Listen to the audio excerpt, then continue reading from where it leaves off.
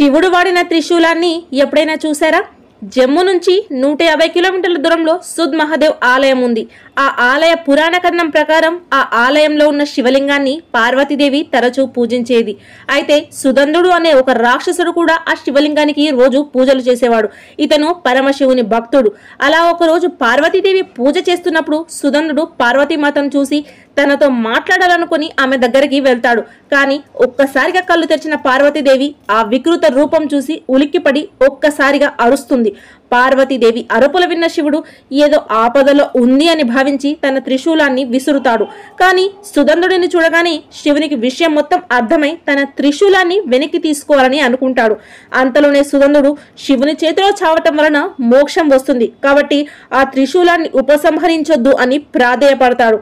అలా శివభక్తుడు శివుని త్రిశూలంతో చనిపోయాడన్న బాధతో శివుడు ఆ త్రిశూలాన్ని 3 ముక్కలుగా విరిచేస్తాడు. ఆ విరిగిన ముక్కల్నే ఈ ఆలయంలో ప్రతిష్ఠించాడు అని ప్రతీతి. ఈ వీడియో కనుక మీకు నచ్చినట్లయితే కామెంట్ చేయండి. హర హర శివ శివ.